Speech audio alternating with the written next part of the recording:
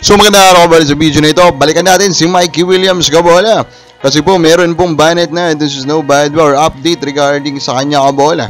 And then we will read a lot of comments sa mga fans kabola. And then of course, pag-usapan natin ang panalo pa ng TNT. So mga hindi pa nakasubscribe, pindot naman po yung subscription button. I start po with the comments po kabola ng mga fans. Pa-shoutout Sir Ronald Berbicidad. Lahat ng sinasabi ko sa iyo ay totoo. Then tayo na lang pa-shoutout naman idol sa amin. Rex Ronya, ayaw pang tumigil ng SMC.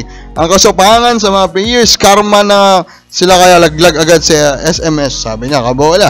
So, of course, we are hoping, kabola, no, that yung ginawa-gawa nila take advantage of farm team will also end po soon.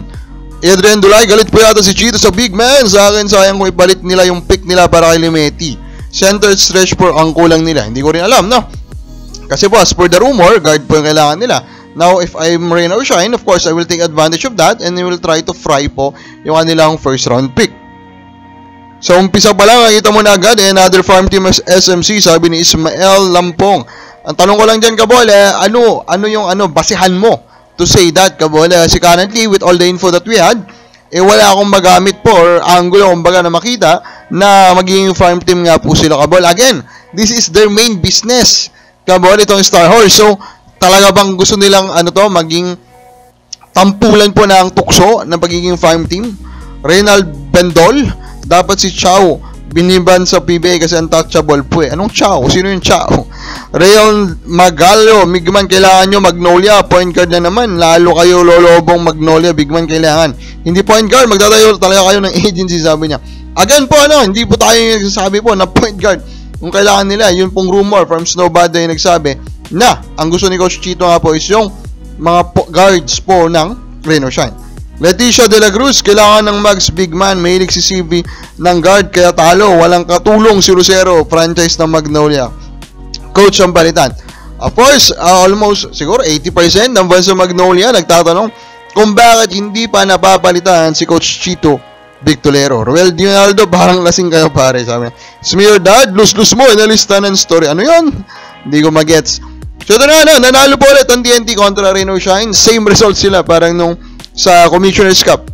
4-1 din kabole. So 4-1 din po ito naging resulta po dito. Ano yung Governor's Cup pala.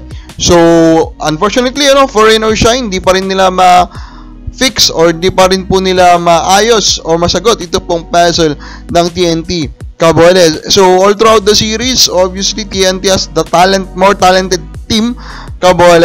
Rain or Shine kept it close, pero at the end, the experience po talaga, that's a big difference. Now, the question now is TNT LT enough? Kabole in the finals. Sino kaya yung mga kalaban po nila? Kabole, although may patama na agad si Coach Reyes, sinabi niya na Hinebra nga po yung makakatapat nila. By the way, we're recording this, na ongoing po yung match ng Hinebra at Rain or Shine.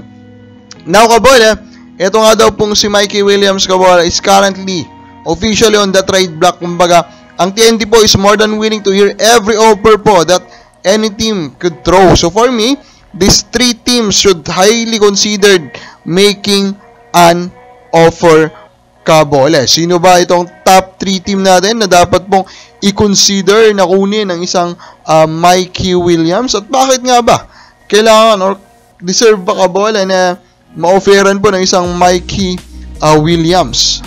Ang number 3 po sa listahan ko, Northport Batang Bier, easily the team that badly needs a point guard, a dominant point guard, kabola. Kaya naman number 3 natin siya. Of course, pinakita nila that they're capable of winning games, especially in the elimination round. Siguro for the playoffs, they just need an Mikey Williams level of player. Number 2, Converge, kabola. More of synchronity po ito ng mga rumors po in real life, kabola. And then of course, the need din. So, what Converge can do is, of course, to bring as much talent as possible. And, of course, Mikey Williams' talent, kabola, is really, really good.